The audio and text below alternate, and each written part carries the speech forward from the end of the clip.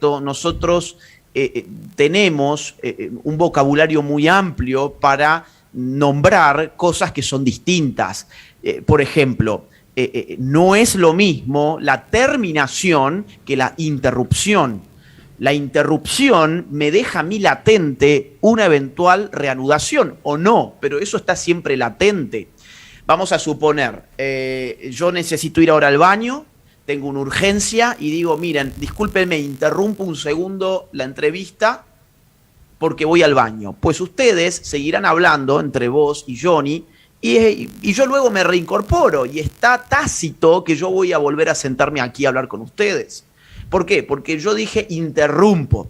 En cambio, si yo hubiese dicho termino esta entrevista porque voy al baño, bueno, ustedes no me van a esperar, ustedes van a seguir haciendo lo que ustedes tienen que hacer, que es seguir con su programa adelante. O supongamos, se me cortó la luz, bueno, mi participación se terminó, a menos que la interrupción de la luz haya sido muy fugaz y vuelva a la luz y yo me pueda volver a conectar. Cuando nos hablan de interrumpir el embarazo, hay un eufemismo en dos sentidos. En un sentido en que esa reanudación latente no existe porque después de la muerte la vida no se reanuda y el aborto implica una muerte. Pero por otro lado, porque me está hablando del embarazo y no del hecho fundamental en el embarazo, que es la vida humana, que ya ha llegado a este mundo.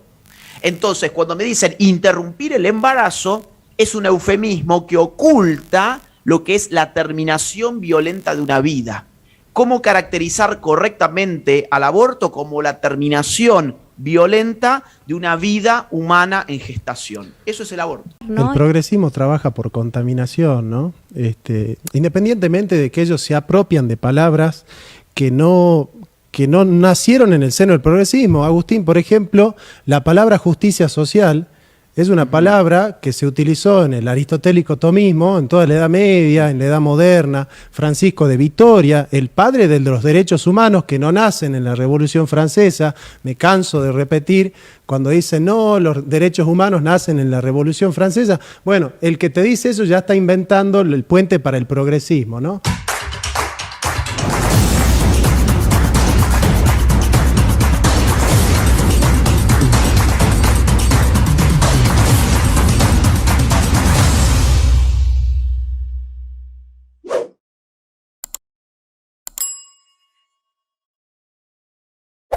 Hoy vamos a hablar, hablando de este canal, ¿no? Palabras y verdades, vamos a hablar sobre el eufemismo y el progresismo. Para eso lo tenemos a Jonathan Ramos, que es de la casa, profesor, un filósofo, y bueno, él está dentro de esta batalla cultural. Bienvenido, Jonathan. Gracias, Dana, y mira qué buena alusión que haces, porque las palabras hacen alusión a las cosas y dicen la verdad. Ahora, ¿qué pasa cuando las palabras, en vez de hablar de las cosas, las ocultan a las cosas, las disfrazan a las cosas para mentir? Qué buena asociación, ¿no?, con respecto al nombre de nuestro programa. Así es, bueno, vamos a desarrollar el tema, pero primero quiero presentar a Agustín Laje. Él es un escritor, politólogo, conferencista a nivel internacional, y es uno de los que inició esta batalla cultural, ¿no?, aquí en la Argentina, y es muy conocido por el enfrentamiento con el feminismo radical. Bienvenido, Agustín. ¿Qué tal? Bueno, es un honor para mí estar en tu espacio, gracias por la invitación, y doble honor sabiendo que allí está mi amigo Jonathan, una persona a la cual yo admiro intelectualmente mucho, así que vamos a divertirnos seguramente con este diálogo. Muchas gracias, Agustín. Para mí es siempre muy gratificante dialogar con vos. Y bueno, mira, nuestro programa se llama Palabras y Verdades, Agustín. Y esto es muy interesante, haciendo alusión, yo sé que vos sos máster en filosofía y estás haciendo tu doctorado. No sé si recordás un libro de Platón que se llama El Crátilo, donde justamente Crátilo sostiene que las palabras hacen alusión a las cosas. De hecho, la palabra etimología viene de etimos, que significa verdad. O sea, las palabras se remiten a las cosas, y cuando se remiten a las cosas dicen la verdad de las cosas. Hay una adecuación de la proposición con la cosa. Ahora, ¿qué pasa cuando desde una ideología política, que no es lo mismo que una idea, la ideología es una idea distorsionada, una idea que oculta la verdad, la realidad de las cosas, manipula manipula para torcer la realidad con fines políticos, ¿no? Nos gustaría que nos hables de esto, de qué es una ideología, de cómo se utiliza el lenguaje en la ideología. Mirá, el lenguaje, yo coincido contigo que dice la verdad, que puede decir la verdad, pero también puede decir la mentira. De hecho, cuando uno piensa en la palabra eufemismo y se remite a su etimología, se va a dar con la conjunción de eu, que significa bueno, y feme, que significa hablar, ¿no? Entonces, en principio, uno tendría que eufemismo sería algo así como la corrección en el habla o el buen hablar. Pero en verdad es todo lo contrario. El eufemismo es un disciplinamiento del habla que busca enmascarar algo que no puede ser dicho porque no puede ser, digamos, porque puede ser ofensivo. De hecho, la palabra eufeme, ¿no?, que es de donde viene eufemismo, era como se le llamaba a esas palabras o a esas frases que por razones religiosas, como por ejemplo ciertos nombres de ciertas deidades, no se podían pronunciar. Entonces se buscaba otra palabra para poder esquivar la palabra justa. Esto voy a ponerlo con un ejemplo muy tonto, pero que a mucha audiencia le puede causar simpático, ¿no? ¿Se acuerdan ustedes en Harry Potter cuando se hablaba del innombrable?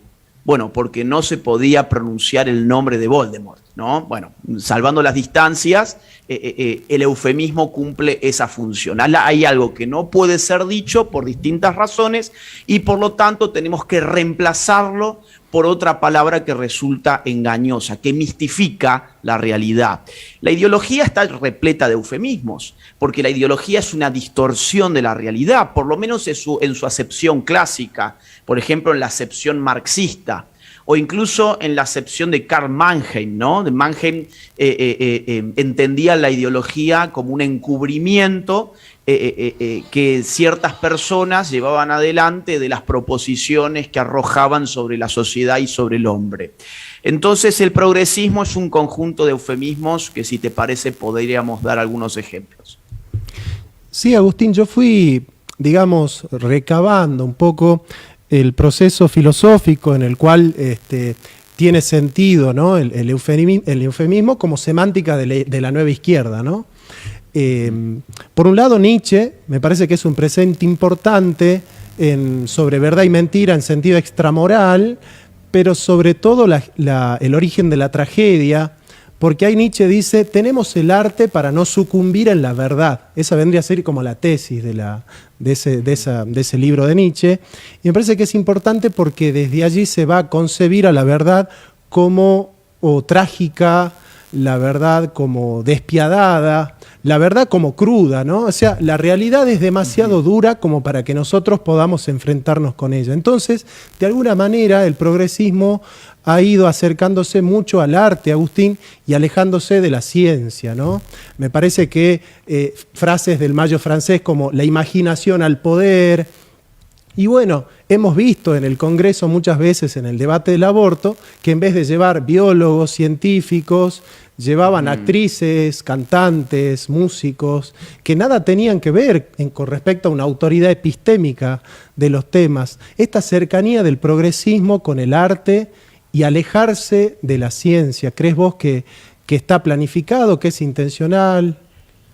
Mira, yo creo que se agotó un paradigma. Yo sé que vos sos un gran estudioso de Marx y que has publicado recientemente un libro, pero Marx en su vida, digamos, se suele hablar de dos Marx, ¿no? El Marx joven, sí, cuya obra se descubre posteriormente, de hecho la publica la Unión Soviética y la redescubre la Escuela de Frankfurt, por ejemplo. La introduce al pensamiento occidental, digamos así, con bombos y platillos, por ponerlo de alguna forma. Ese joven Marx que hacía filosofía dura y pura, en contraste con el viejo Marx que hacía economía política. Vos fijate que el neomarxismo y más acá en el tiempo el postmarxismo hace el camino inverso a Marx. Es decir, si Marx fue de la filosofía a la economía política, los nuevos izquierdistas han abandonado los asuntos económicos, científicos, por ponerlo así, y han vuelto una filosofía, pero una filosofía de bajas calorías, una filosofía light, una filosofía que, diciéndolo con Gianni Vattimo, podríamos decir del pensamiento débil, o hablando con Foucault podríamos decir del micropoder o de la microfísica del poder, ¿no? Donde aparece necesariamente una batalla que incluso involucra el propio significante de la verdad, ¿no? O sea, ¿qué es la verdad? Vos recién mencionabas a Nietzsche, pero bueno, un continuador de Nietzsche como Foucault nos dirá, por ejemplo, que la verdad no es más que un efecto del poder, que es la contracara necesaria de las relaciones discursivas que instituye el poder. Entonces, la verdad tiene las características de un artificio, de una manufactura del discurso. Por lo tanto, eso nos lleva indefectiblemente al mundo de la posverdad que estamos viviendo, que ha sido coronado además, no solamente por la revista Time, que definió a la posverdad como la palabra del año en el año 2016, sino que además la palabra posverdad fue la palabra del año en el diccionario de Oxford en ese mismo año. Y dentro de todas estas palabras, nosotros encontramos muchas. A ver, yo quisiera ver, por ejemplo, por empezar, ¿qué te parece a vos la palabra progreso? Ya que mencionabas el debate del aborto, en el debate del aborto se discutió aquí como si hubiese dos paradigmas. Uno que planteaba el progreso, que sería el que luchaba por la legalización del aborto, y uno que planteaba el retroceso o el estancamiento. De hecho, a quienes estaban a favor del aborto se les llamaba progresistas, y a quienes estábamos en contra y estamos en contra del aborto nos llamaban medievales, retrógrados, ultraconservadores. Yo creo que esa es una palabra clave de nuestro tiempo y sobre la cual podríamos hacer muchas preguntas. ¿Progreso a dónde? Primero que nada, porque uno puede progresar hacia el abismo, por ejemplo, o uno puede progresar hacia relaciones más justas. El progreso es un avance. Ahora, nadie ha discutido avanzamos a dónde. En segundo lugar, ¿qué tipo de progreso? ¿En qué campo se desempeña el progreso del cual estamos discutiendo? ¿Estamos hablando de un progreso político, de un progreso moral, de un progreso estético, de un progreso tecnológico? Porque muchas veces estos progresos pueden estar en contraposición a otros tipos de progresos. Voy a poner por caso. La bomba atómica fue un progreso tecnológico bélico, sin lugar a dudas. ¿En términos de qué? De eficiencia de destrucción humana. Pero planteó una problemática moral y política que nadie podría calificar hoy como un progreso de la civilización, haber reventado poblaciones humanas lanzando bombas atómicas. Entonces, la cuestión del progreso lamentablemente no ha sido discutida y se ha convertido en un eufemismo porque le permite al progresismo embanderarse con algo que a mi juicio no le corresponde. Agustín, cuando se habla de aborto, ¿no? Nosotros hablamos con la realidad, ¿no? Diciendo es un aborto, es la muerte de un inocente, y sin embargo el progresismo utiliza, en vez de aborto, interrupción legal del embarazo, ¿no? Que va más allá del eufemismo para mí, porque es una mentira, ¿no? Como bien dicen muchos, una interrupción, digamos, es porque vuelve a continuar. ¿Vos qué pensás? ¿Por qué el progresismo lleva toda esta batalla y utiliza el eufemismo, ¿no? como sus pequeñas batallas, porque son muchas batallas con eufemismo, es como una guerra, una batalla de palabras? Hago este brevísimo corte comercial para comentarte que este video está patrocinado por el Instituto N&W Professional Traders. Si querés aprender a invertir, hacelo como un profesional. Mirá, es una batalla de palabras porque la palabra es un intermedio entre el hombre y la realidad. Es decir, nosotros capturamos la realidad, la nombramos, nos conducimos en un mundo que es externo a nosotros, que es extramental, pero nosotros aprendemos con H intermedia, esa realidad nombrándola. Y el nombrar a la realidad puede tener efectos en la manera en que percibimos esa realidad. porque vos diste un caso muy interesante. Vos me decís, bueno, esto es una lisa y llana mentira. Sí, el eufemismo es una forma de mentira también, es un disciplinamiento de la forma de hablar que nos termina distorsionando nuestra habla y nos impide decir las cosas tal como son. En ese sentido es una forma de mentira también, pero en este caso hay una mentira mucho más cruda, porque en efecto nosotros tenemos un vocabulario muy amplio para nombrar cosas que son distintas. Por ejemplo, no es lo mismo la terminación que la interrupción. La interrupción me deja a mí latente una eventual reanudación, o no, pero eso está siempre latente. Vamos a suponer, yo necesito ir ahora al baño, tengo una urgencia y digo, miren, discúlpenme, interrumpo un segundo la entrevista porque voy al baño. Pues ustedes seguirán hablando entre vos y Johnny y yo luego me reincorporo y está tácito que yo voy a volver a sentarme aquí a hablar con ustedes. ¿Por qué? Porque yo dije interrumpo.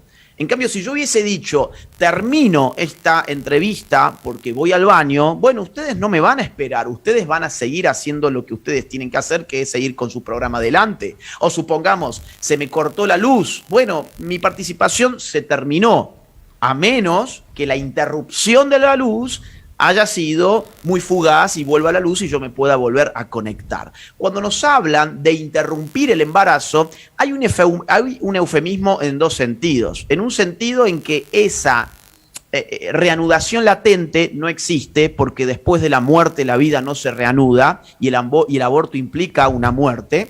Pero por otro lado, porque me está hablando del embarazo y no del hecho fundamental en el embarazo, que es la vida humana, que ya ha llegado a este mundo. Entonces, cuando me dicen interrumpir el embarazo, es un eufemismo que oculta lo que es la terminación violenta de una vida. ¿Cómo caracterizar correctamente al aborto como la terminación violenta de una vida humana en gestación? Eso es el aborto. Claro. Perdón, Dana. Bueno, yo lo que quería aclarar, ¿no?, en todo esto, ¿no?, porque muchas veces se utilizan estos eufemismos, estas palabras, digamos, para maquillar la realidad, para adornarla en cierto sentido, pero a través de los años o del tiempo, esta palabra que se la utiliza va siendo otra vez ensuciada, ¿no? Porque más adelante lo que sea interrupción, la gente ya lo va a tomar como si fuese malo, ¿no? Porque es malo, a pesar de que se la maquille, es como, digamos, ¿no? Por más que la mona se vista de seda, mona queda, ¿no? Así que a través de los años esto va a perder, ¿no? Esta máscara que tiene, ¿no? Esta enmascaración, digamos, para ver lo bueno, para ver lo bonito, ¿no? Eso bueno, quería aclarar, ¿no? El progresismo trabaja por contaminación, ¿no?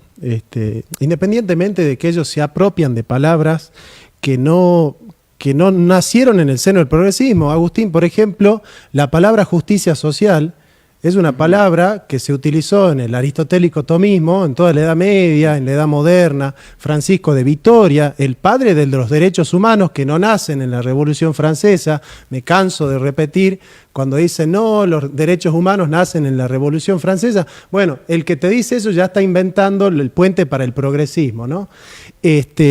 Pero justamente se apropian de palabras como, por ejemplo, justicia social, y hoy la gente de bien, digamos, escucha la palabra justicia social y la asocia con la izquierda, la asocia con el progresismo, ¿no? Es como dice Dana, trabajan por contaminación.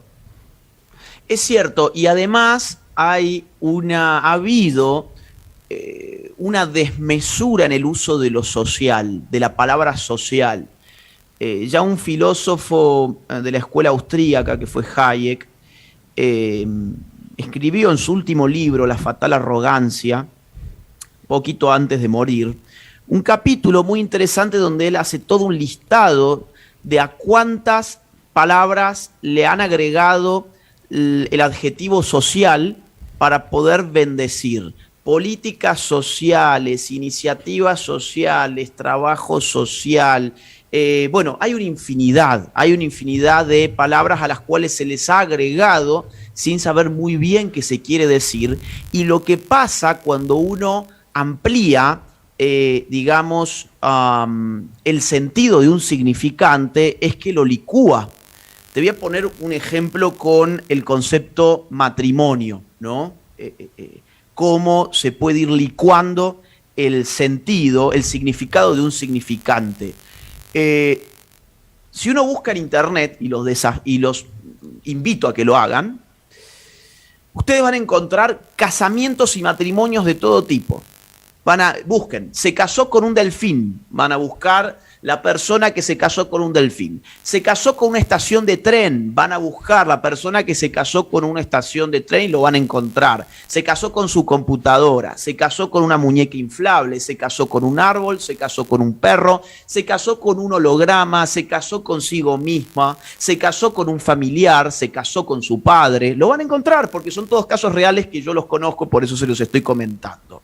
Claro, nos han metido en la cabeza que familia es una gelatina, es un concepto líquido que puede significar cualquier cosa, y que matrimonio es un concepto líquido también que puede significar cualquier cosa. Esto es una estrategia deconstructiva, porque imagínense ustedes, vamos a ponerlo con un ejemplo para que esto se entienda. Esto es un celular, ¿sí? Esto es un celular.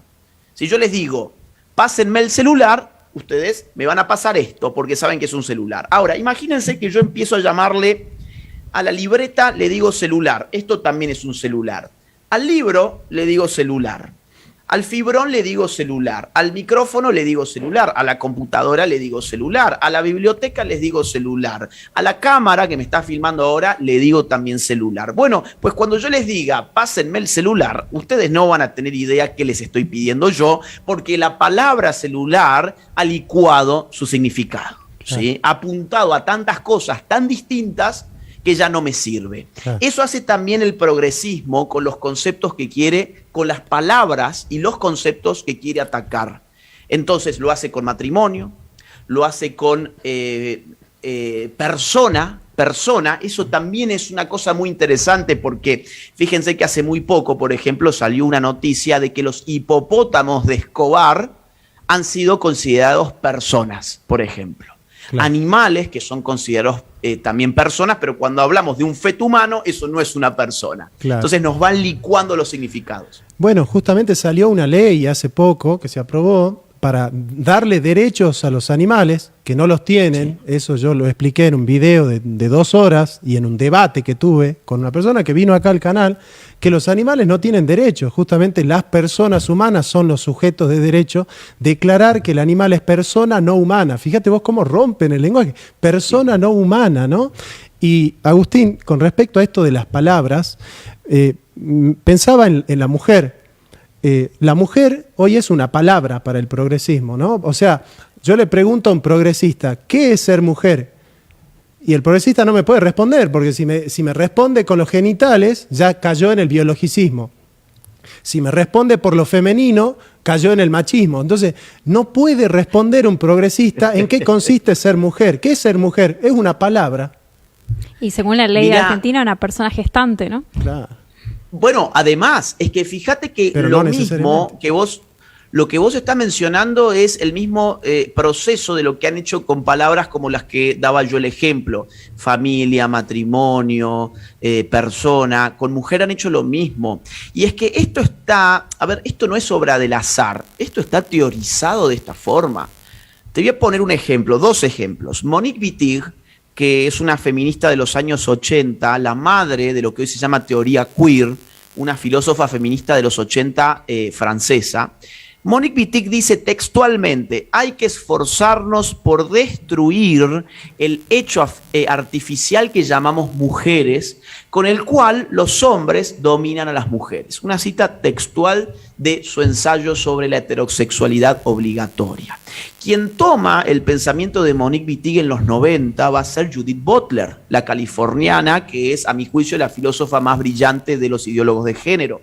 Y en El género en disputa, es un libro de 1990, Judith Butler plantea la estrategia de la multiplicación paródica. Ella llama a multiplicar paródicamente los géneros para acabar con lo que ella llama la identidad de género naturalizada o esencialista. ¿Qué sería la identidad de género naturalizada o esencialista? La correspondencia entre mi identidad y mi biología. Judith Butler se mata pensando cómo puedo yo hacer para desencastrar esa identidad autopercibida de ese marco biológico que sustenta esa identidad autopercibida en un sentido objetivo. Y Judith Butler llega a la conclusión de que lo que hay que hacer es, a partir no de la palabra sexo, sino de la palabra género, multiplicar hasta el absurdo las distintas categorías del género. 1990, cuando hoy uno abre una cuenta en Facebook, tiene 54 géneros distintos para escoger. Cuando hoy uno abre una cuenta, incluso en estas aplicaciones de citas como Tinder, tiene más de 30 identidades de género para escoger. Recientemente se le ha hecho una consulta a la Corte Suprema de Justicia en México de cuántos géneros había y la respuesta fue infinitos. En efecto, al multiplicar paródicamente los géneros que por definición son autopercibidos o constructos culturales, yo desquicio esa relación uniforme, lineal y necesaria entre la identidad autopercibida y la realidad biológica, fisiológica, objetiva. Claro. Matemáticamente, ¿no? Hablando de, Agustín, de infinito, ¿no? Un número dividido infinito es igual a 0, ¿no? Entonces la población, ¿sí? Tenemos un cierto número de población dividido infinito es 0, o sea que el ser humano vale 0, ¿no? Eso es lo que quiere, decir. No es nada, ¿no? Y no es nada, ¿no? Agustín, vos sabés que pensaba... Sí. Mira, esto que acaban de decir es brillante. Voy a poner, 10 segundos nada más y seguimos. Porque, a ver, mira, fíjate que quien sucede a Judith Butler, así en la fama de las teorías de género, es Paul Beatriz Preciado, una española que da clases de filosofía en la Universidad de París 8. Bien, Paul Beatriz Preciado dice que tenemos que esforzarnos por acabar con el hombre y la mujer y que tras un nuevo contrato sexual fundado en la ideología de género, lo que debemos construir son cuerpos hablantes. Ni hombres ni mujeres, cuerpos hablantes. Ese es el 0 al que ustedes recién hacían referencia. Bueno, y el eufemismo que utilizó la ideología de género, ¿no? Y que hizo una campaña bastante movida, amor es amor, ¿no? Haciendo, digamos, que, por ejemplo, un niño con una señora grande, amor es amor, ¿no? Por más de que la edad que tenga, y disfrazando ahí, ¿no? Lo que es la perversión, ¿no? Bueno, a ver, yo no estoy de acuerdo en pensar que, digamos, todos los homosexuales son pervertidos o que de alguna u otra manera no podrían llegar a tener una familia, ¿no? O sea, yo particularmente no soy conservador en ese sentido. O sea, existe la posibilidad de que un niño reciba amor, pero claramente no es la familia como nosotros la concebimos, no es una familia en el sentido duro de la palabra, ¿no? Pero claramente el ejemplo de del amor licuado, ¿no? Esta idea de ama y haz lo que quieras, que se toma de Agustín, pero para decir cualquier cosa, porque en nombre del amor y del progreso, como vos decís, muchas veces caminamos hacia el abismo. Pero con respecto a la autopercepción, que es en algún sentido como el emblema de la ideología de género, el derecho a la autopercepción, el otro día con un filósofo acá en el programa nos dábamos cuenta, escúchame, pero no es que yo te estoy quitando a vos el derecho a que vos te percibas como vos quieras. Entonces es un eufemismo hablar de autopercepción, porque el problema no es tu percepción de quién sos vos, el problema es que no me obligues a mí a percibirte como vos te estás percibiendo. Entonces nosotros hablamos de alterpercepción, el problema es la percepción del otro con respecto a mi percepción. Entonces, ¿no es un eufemismo hablar ya de autopercepción? Sí, para como se lo emplea, sí, porque en el nombre de la autopercepción, en verdad lo que están tratando de modificar es la percepción del otro. Lo que vos recién muy bien dijiste, nunca había pensado esto yo en esos términos, pero la alterpercepción. Es decir, si a mí me dicen que, bueno, mirá, queremos sacar una ley para prohibir una autopercepción que vaya en contraposición a la realidad objetiva de la persona, yo soy el primero en criticar ese proyecto de ley, porque me parece injusto. Me parece que uno tiene el derecho a estar equivocado. Y estas personas sufren mucho. Es decir, una persona que no se encuentra con su cuerpo, con su realidad, es una persona que sufre mucho. Ahora, en el nombre de ese sufrimiento, yo no puedo obligar a toda una sociedad a que sea partícipe de una autopercepción que es errada. Imagínate que a mí siempre me gusta poner muchos ejemplos ilustrativos para que se entienda cuál es el problema, ¿no? Cuando tenemos una autopercepción que disiente con la realidad objetiva, el problema podría estar en la realidad objetiva o en la dimensión mental, digamos así, de la autopercepción, en la psique. Imagínate un caso muy frecuente, lamentablemente, y cada vez más frecuente en la sociedad moderna, que es la bulimia o la anorexia. Ahí hay un problema de autopercepción. Una bulímica, un bulímico, un anoréxico, una anoréxica, se ven en el espejo, quizás pesan 40 kilogramos y se ven de 140 kilogramos, ¿no? O sea, tienen una percepción de sí mismos que está distorsionada. Ahí ¿dónde está el problema? Bueno, el problema está en que su percepción sobre su cuerpo no se condice con la realidad y la sociedad se esfuerza por recuperar a esa persona para que pueda reencontrarse con su cuerpo y con su realidad para poder cuidarlo como se merece. En cambio, en la ideología de género hacemos exactamente lo contrario. Sabemos todos que la autopercepción en estos casos está equivocada respecto del cuerpo en un sentido fisiológico, biológico, objetivo. Y sin embargo, creamos leyes para que nadie señale que esa autopercepción está equivocada, para que nadie vaya a ofrecer incluso ayudas psicológicas libres y voluntarias a estas personas que, insisto, sufren mucho y que hay que ayudarlas. Todo lo que nuestra sociedad está dispuesta a ofrecerle en un mundo progresista a estas personas es un acondicionamiento, es un maquillaje, es una apariencia nueva. A través de hormonas, a través de cirugías plásticas, a través de siliconas, a través de maquillaje, a través de cambio de vestimentas, y eso es aparente. Es decir, esas personas no terminan reencontrándose nunca con su identidad.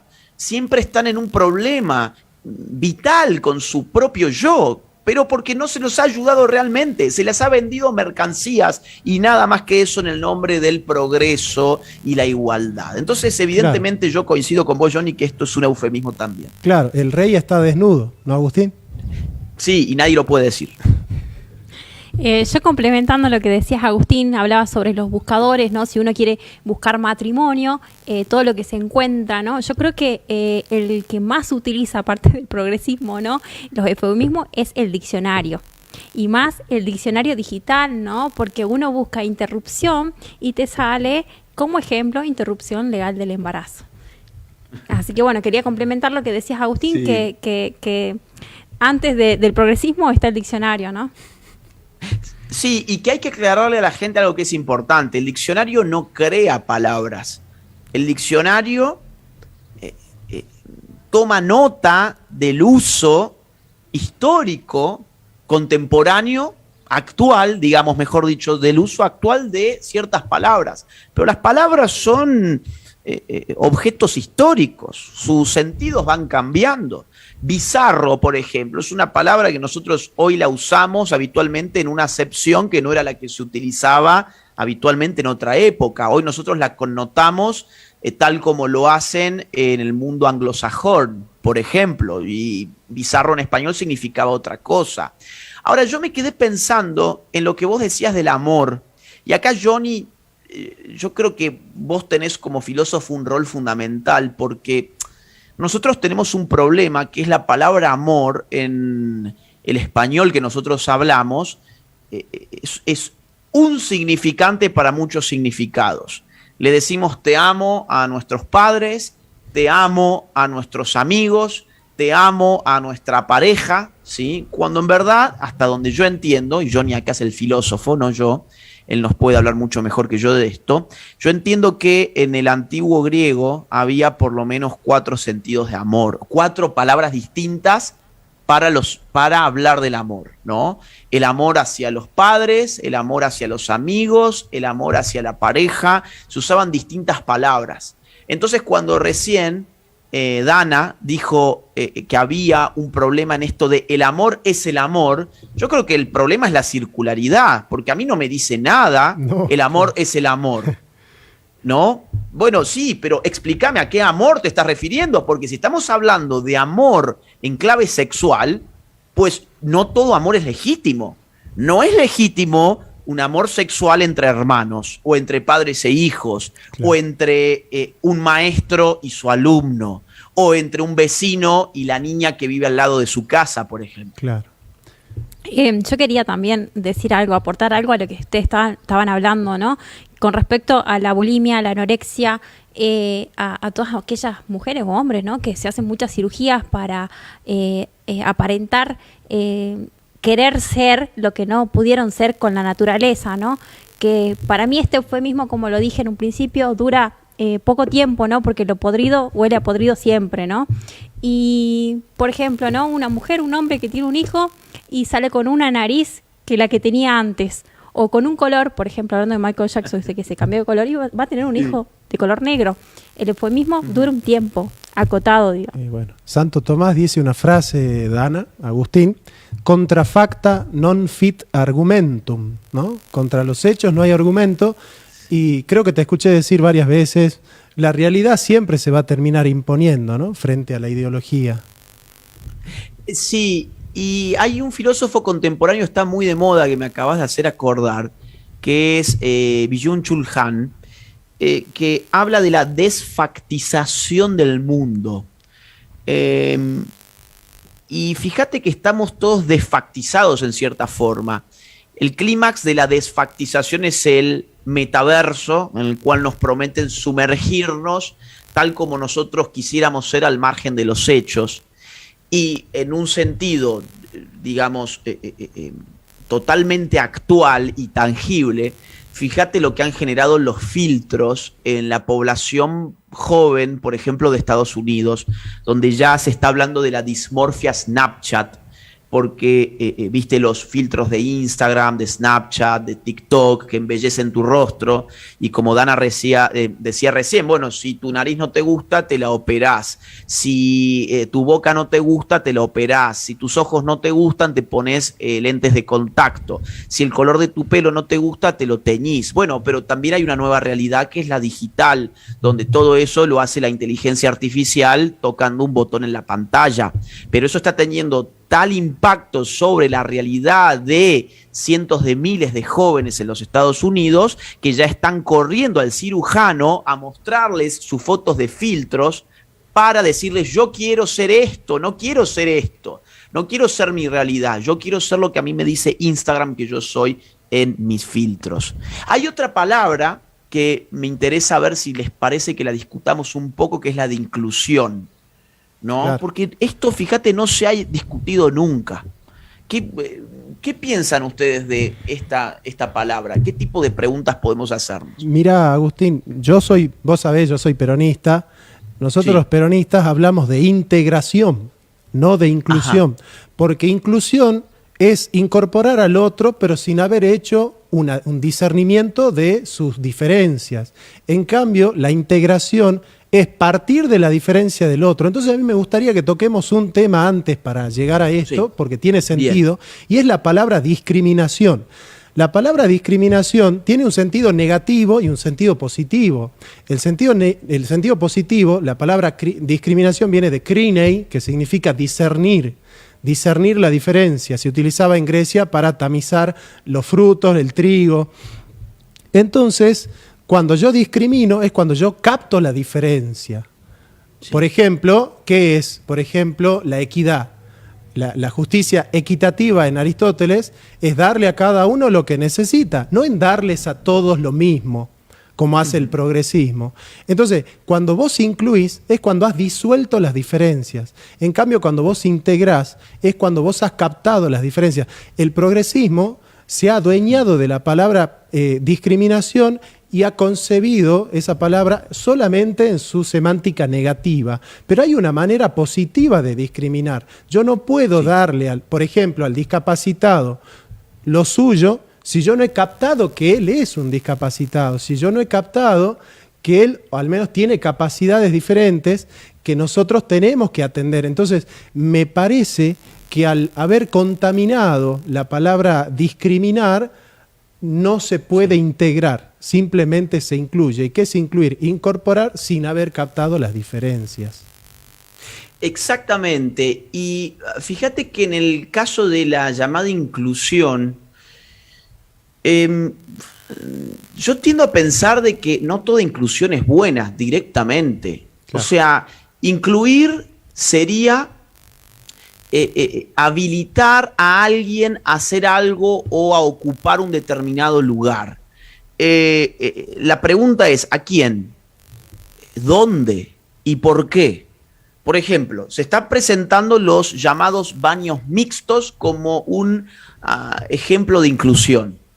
Entonces tenemos casos muy interesantes como por ejemplo en México, donde el mismo feminismo que pedía vagones exclusivos para mujeres en el transporte público, como en los subtes y en los trenes, vagones exclusivos para mujeres, ese mismo feminismo pedía baños inclusivos.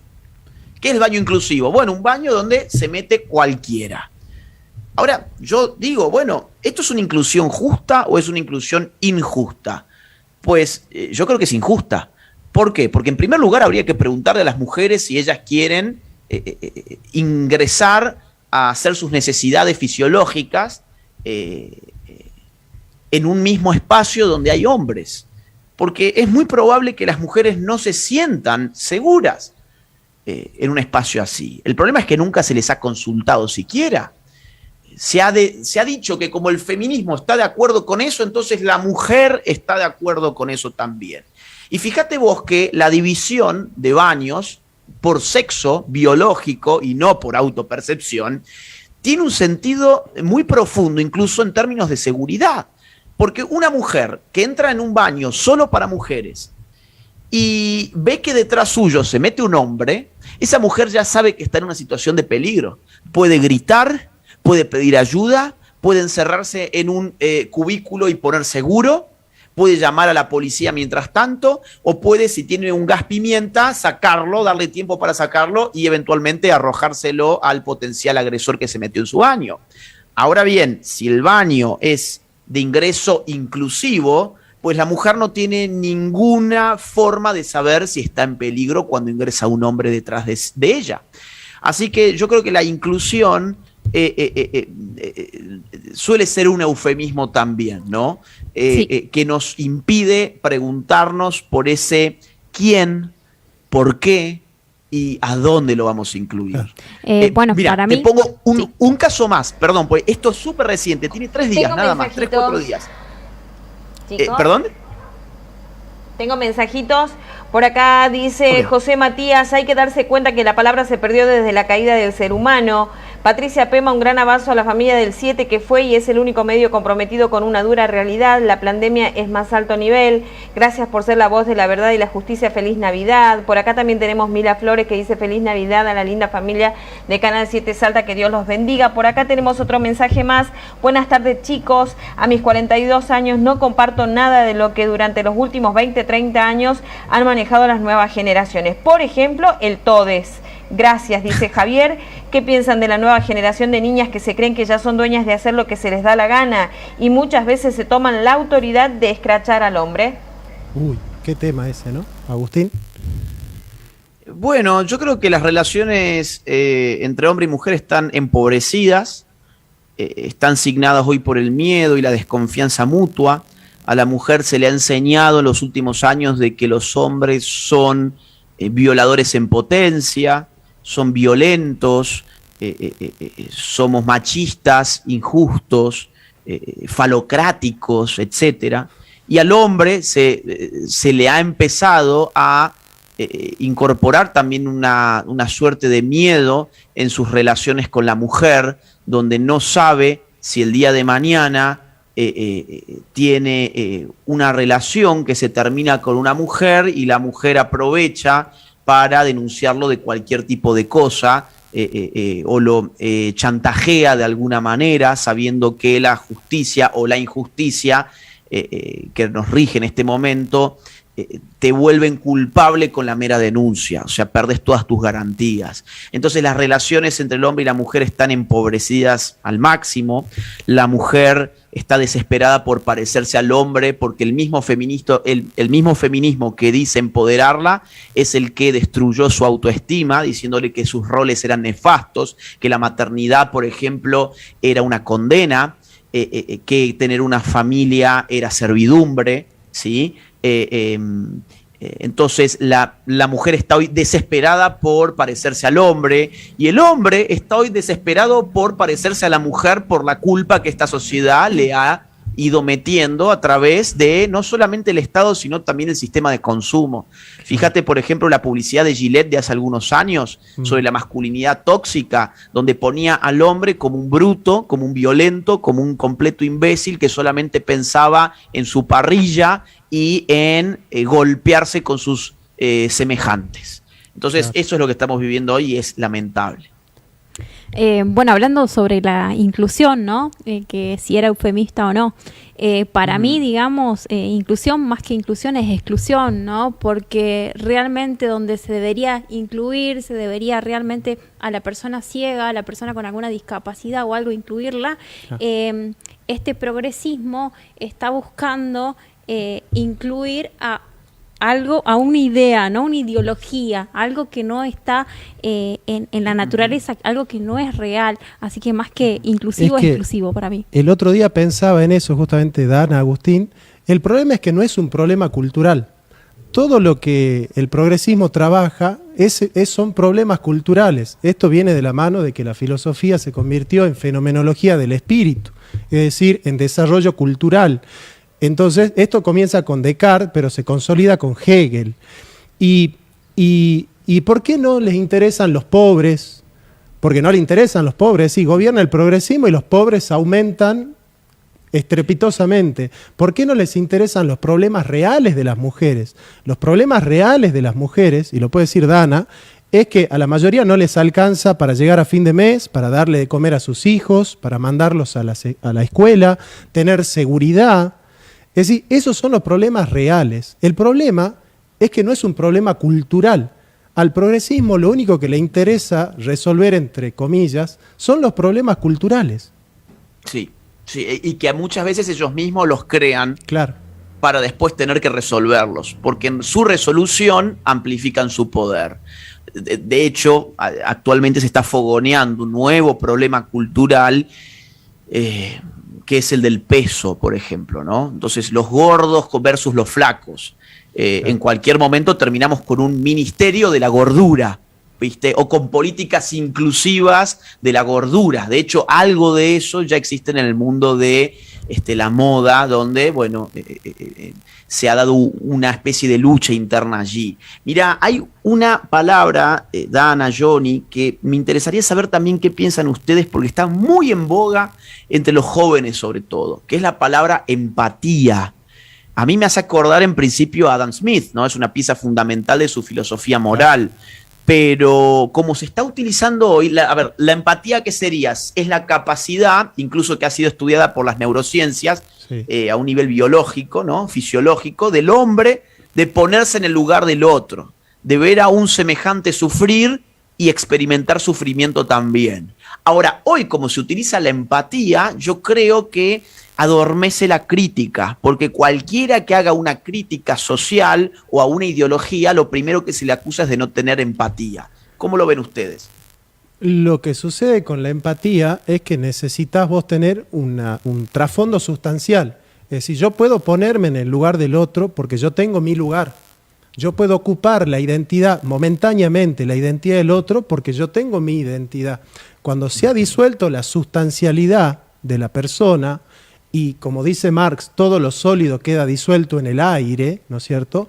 Dado al discurso, porque en definitiva las identidades no son más que palabras, que discursos, porque no se puede entender la nueva izquierda sin el giro lingüístico. que invierte la fórmula. Ya no son las palabras las que deben hablar de las cosas, sino que las cosas deben reflejar lo que nosotros decimos de ellas, digamos, ¿no? Entonces, al progresismo ya no le interesa solucionar el problema de la pobreza.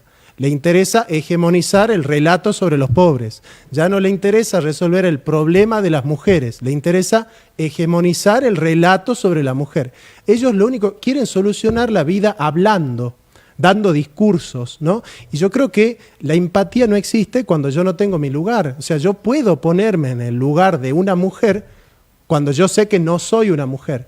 Ahora, cuando las identidades se han relativizado, cuando se ha, de alguna manera, cuando se han atenuado las identidades, la hiperatenuación de las identidades, no tenés desde dónde ponerte en el lugar del otro, ¿no? Por eso yo ahí tomo mucho Lacan, que en el seminario 14 daba una semiprofecía, decía, el siglo XXI será el siglo de la desvirilización del hombre, ¿no?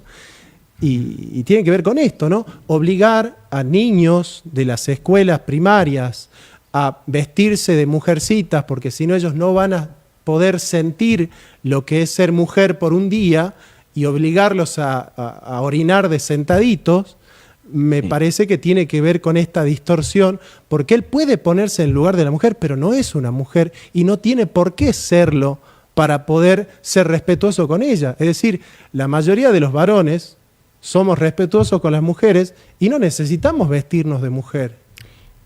Para mí la empatía, digamos, también es relativa, como dice Jonathan, pero la empatía por ahí puede servir un poco para lo que es una idea, ¿no? Una situación, no algo que venga biológicamente. Empatía, digamos, se ha llevado más que nada hoy en día en querer reemplazar, digamos, biológicamente algo del cuerpo. Así que, bueno, para mí eso sería, digamos, que también es un eufemismo, ¿no? Sí, yo sobre el punto de la empatía veo que tiene este efecto enmudecedor, ¿no? Yo no puedo decir nada que vaya a incomodar a nadie porque voy a perder mis atributos empáticos. Y hoy en la juventud está tomado como máxima virtud la de la empatía, ¿no? O sea, ¿qué es lo que todos queremos ser? Empáticos. Está muy bien. Ahora, digamos, cuando en el nombre de la empatía yo no puedo decir absolutamente nada que incomode a nadie, pues yo estoy privándome de lo más preciado de mí, que es mi capacidad crítica. Y los jóvenes, que en algún momento eran más críticos que los adultos y que querían ejercer la crítica y que todo eso se traslucía en la rebeldía que suponemos a veces connatural a la adolescencia, por ejemplo, hoy han abandonado toda esa potencia disruptiva y hoy todo pasa por si sos o no sos empático. Y la empatía al final del día es un sentimiento. Y el ser humano siente, pero también razona. Y hoy los chicos, y los no tan chicos también, cada vez que quieren expresar algo, solamente atinan a decir yo siento que. Fíjate vos que ya nadie dice yo pienso esto. Así es. Ahora es yo siento esto, lo cual te rebaja casi a un estadio animal, porque el animal también siente. Claro. Ahora, el hombre razona. Claro, ¿no? Deconstruirlo al hombre, ¿no? Tal cual, tal cual. Agustín, ¿por qué crees que el progresismo ha utilizado la izquierda o para utilizar todo esto eufemismo? ¿Cómo ves, digamos, por qué la izquierda hoy está ganando en todos los países, ¿no? Johnny recién dijo algo que fue brillante y que me dejó pensando y que tiene que ver con lo que vos estás planteando, Dana, ¿no? La pregunta en el fondo de lo que estamos hablando es ¿para qué sirve el lenguaje? ¿Qué hacemos con el lenguaje? Hay un lingüista muy célebre que fue Austin, que decía, bueno, tenía una serie de conferencias que después salieron en un libro que se tituló Cómo hacer cosas con palabras, ¿no? Y él decía algo que es cierto, que es que, bueno, con las palabras no solamente describimos el mundo, hay ciertas palabras con las cuales generamos nosotros efectos sobre el mundo.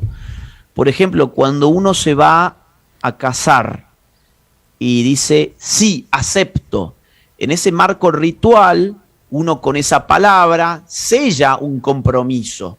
Yo con mi palabra sellé un compromiso. O por ejemplo, no sé, una orden militar. Uno es capaz de dirigir a un ejército, a una tropa, con una orden, al grito de algún comando militar, ¿no? Entonces, ciertamente hacemos cosas con palabras y también describimos al mundo con las palabras. Pero la izquierda, en esta batalla cultural de la cual hablaba Johnny, ha absolutizado la dimensión performativa del lenguaje de la cual hablaba Austin. Exactamente. La ha absolutizado, ha abandonado la condición descriptiva de las palabras y la ha reemplazado por completo por esta ideología de que el mundo se construye con palabras, que todo se construye con palabras. Entonces yo convierto a un hombre en una mujer cambiándole el pronombre. Yo convierto a un hombre en una mujer cambiándole el nombre en su DNI. Yo incluyo a la gente hablando de todes, lo que recién decía Dana. Entonces, ¿por qué ha avanzado tanto esta ideología? En el fondo, porque es fácil. La vieja izquierda planteaba algo muy difícil, que era cambiar las relaciones de producción a través de las crisis cíclicas del sistema capitalista, inyectando además conciencia de clase en el proletariado. Que esos dos chispazos, tanto las crisis periódicas como la conciencia revolucionaria, que después alimentó Lenin con su teoría política, pudiesen dar forma a una revolución comunista. Eso era difícil, eso era muy difícil. Ahora, hablar de todes es muy fácil, lo hace cualquiera. ¿Y sabes qué? Muchos se sienten muy bien haciéndolo.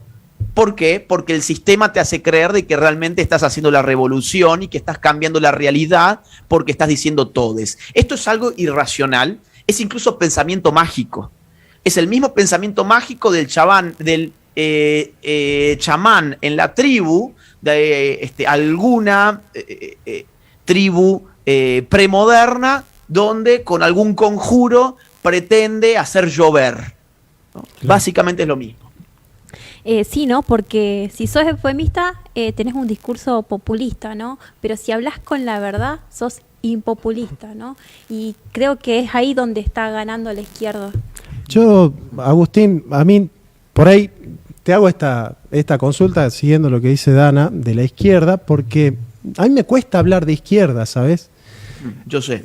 Me cuesta hablar de izquierda porque soy un estudioso de la izquierda. Yo fui 10 años de izquierda y la verdad que la izquierda no es esto. De ninguna manera la izquierda es esto que está pasando. Quizás por la dialéctica puede ser de izquierda, pero los contenidos no tienen nada que ver porque no hablan de justicia social, realmente lo que es la justicia social, no buscan realmente destruir el sistema económico vigente, no buscan cambiar las relaciones sociales, las relaciones jerárquicas de la sociedad son, yo diría, viste que Milei siempre dice no existe el neoliberalismo, yo le llamo a estos neoliberales, es decir, son los verdaderos neoliberales porque son financiados por los metacapitalistas, como dice Olavo de Carvalho, para, ¿no es cierto?, dejar disponible todas las identidades sociales al mercado. Quieren ampliar el mercado, ¿no? Sin duda, y lo han ampliado. Son los mismos que están a favor de una mercantilización total de las relaciones humanas, que lo disfrazan con todos estos eufemismos que estamos hablando, pero son totalmente funcionales a los metacapitalistas y por eso reciben sus dineros, si no, no los recibirían. Claro. O vamos a pensar que son todos tontos, los Rockefeller, los Ford, los Bill Gates, los George Soros. No, no son tontos, saben dónde invierten. E invierten ahí. Ahora, mira, hay un filósofo que vos lo conocés bastante bien, Johnny, que es Gustavo Bueno. Sí. Tiene un libro muy bueno, valga la redundancia, que se llama El mito de la izquierda. Sí. Es un libro que a mí me ha servido mucho porque yo antes concebía el problema de la izquierda y la derecha en términos de la teoría de Norberto Bobbio, que escribió en un libro que se llama Derecha e Izquierda. Diestra, ahora, sí. Exactamente. Bobbio, que dice en ese libro, dice básicamente lo que define la frontera que separa la izquierda y la derecha es la cuestión de la igualdad. La igualdad, claro. Exacto, exacto. Quienes están a favor de la igualdad suelen ser de izquierdas, quienes frenan los procesos igualitarios van por derecha. Bueno, yo encuentro que esto puede ser interesante, pero después, digamos, siguiendo un poco más allá con Gustavo Bueno dice, no, lo que es propio de la izquierda, que nace con la Revolución Francesa, es el particular proceso de análisis y síntesis que lleva adelante el sector de izquierdas. ¿Qué vendría a ser esto? La voluntad de descomponer el tejido social y las tradiciones y las jerarquías y los órdenes espontáneos que se han ido formando históricamente para finalmente en un segundo momento, el momento de síntesis, reorganizar algo de acuerdo a un proyecto premeditado. Él encuentra esto, por ejemplo, en la Revolución Francesa. El proyecto de síntesis se hace a partir del concepto nación, pero previamente hubo que descomponer el orden tradicional heredado del antiguo régimen. Ahora, yo veo que si nosotros aceptamos que la izquierda es esto, es la voluntad de reducir a la nada la cultura, la política, la antropología, hacer añicos lo que somos para después pasar a hacer otra cosa, yo entiendo que lo que hoy estamos viviendo es una izquierda liberal que se desempeña en el campo cultural. Entonces, el marxismo de la vieja escuela ciertamente no tiene nada que ver con esto. Aquellos que reivindicaban la igualdad en términos socioeconómicos y que levantaban las banderas de la justicia social, no tienen nada que ver con esto tampoco, que son derechos generalmente para clases medias altas. El derecho de la pareja homosexual a adoptar su hijo. Bueno, esto está totalmente desconectado con las necesidades de esas clases, claro, a las cuales alguna vez la izquierda sí que apeló. Agustín, perdón. ¿Acaso, sí, mirá lo que te voy a decir, ¿no? ¿Acaso hablar de izquierda, la izquierda, que se llama, este neoliberalismo, que se llama izquierda, es un eufemismo? Es decir, es un eufemismo que estos financiados por los metacapitalistas, estos ultrafinanciados por las clínicas abortistas, se llamen a sí mismos izquierda, es un eufemismo, porque es decir, nosotros somos financiados, y Agustín, yo estuve adentro de Católicas por el Derecho a Decidir en la organización y te puedo asegurar que no pasan la gorra, la gorra, ¿no? O sea, con eso ya te estoy diciendo todo, ¿no? No pasan la gorra. Ahora, estos neoliberales se llaman izquierdas eufemísticamente porque saben que no lo hacen en nombre del pobre, porque las mujeres pobres no necesitan aborto, realmente la mayoría de los homosexuales que nosotros conocemos no necesitan la ideología de género, necesitan mejores condiciones de trabajo, necesitan, claro, seguridad, necesitan una ciudadanía que cumpla las normas y las leyes. Entonces, fíjate vos cómo este neoliberalismo habla de izquierda y es también un eufemismo, Agustín. Y otra cosa más, ¿no? Que sí, los mismos que hablabas vos, Agustín, sobre eso, los Rockefeller, Kissinger, todos los verdaderos capitalistas y lo que manejan el mundo, ¿no? Ellos mismos, digamos, son eufemistas cuando quieren hablar de pobres y de ricos, no jamás hablan de pobres y jamás de ricos, ¿no? Hablan de un nivel adquisitivo, ¿no? Y siempre van cambiando las palabras, sí, y la gente realmente se cree que van, sí, a luchar por algo bueno. Mirá, ¿por qué vos te pensás que en Netflix y en Hollywood uno tiene todas las inclusiones habidas y por haber, tiene todos los problemas identitarios contemporáneos habidos y por haber? Tenés la lesbiana, tenés el gay, tenés el transexual, tenés el negro, el asiático, el blanco, el rojo, el azul, ¿no? El violeta, tenés todo. Tenés el musulmán, tenés todas las diversidades. La única diversidad que falta es el pobre. Claro. La única diversidad que te falta en Netflix es el asunto de las clases sociales. Y yo lamento que haya, a mi juicio, pocos marxistas de verdad, que estén levantando estas quejas. Yo no soy marxista en absoluto, y a veces me siento levantando más estas quejas que ellos. Hay incluso algunos marxistas clásicos como Bernabé que han sacado libros. Por ejemplo, este autor tiene un libro que se llama La trampa de la diversidad, es un marxista español, y casi que, digamos, plantea el problema, pero cada 2 por 3 trata de congraciarse con el sector feminista, no vaya a ser que le digan que sea un machista, trata de congraciarse con el sector LGBT, no vaya a ser que le digan que es homofóbico.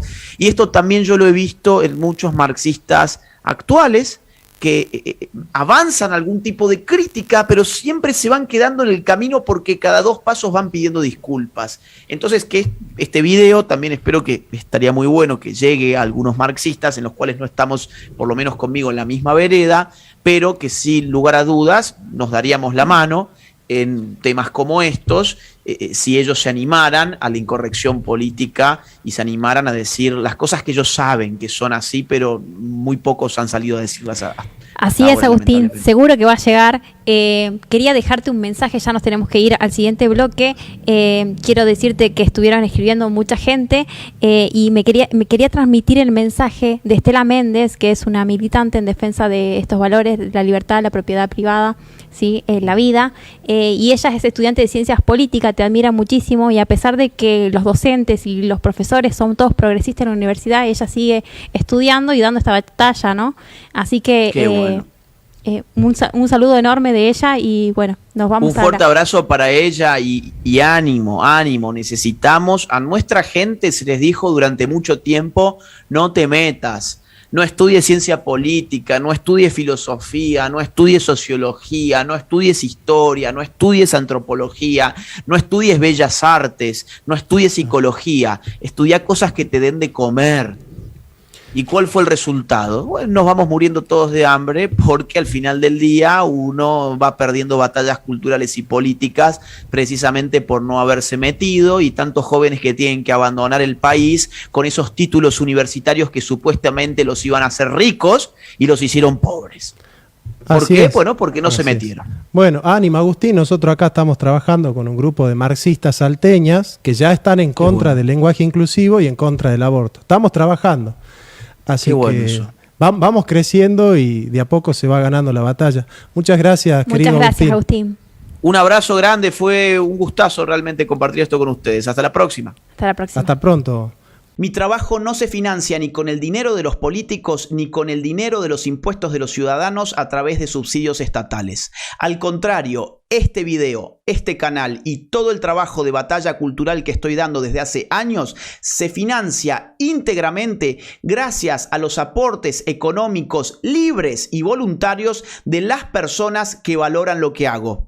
De modo que, si querés colaborar económicamente conmigo, te invito a que te suscribas en mi Patreon. El link queda en la caja de descripción de este video. O bien que te unas a mi canal de YouTube en el botón que encontrarás que dice unirse. Si no podés colaborar económicamente, no te preocupes, hay muchas otras formas de colaborar. Por ejemplo, difundiendo este video en tus redes sociales, en tus grupos de WhatsApp y en todas las plataformas que consideres oportunas. Muchas gracias desde ya.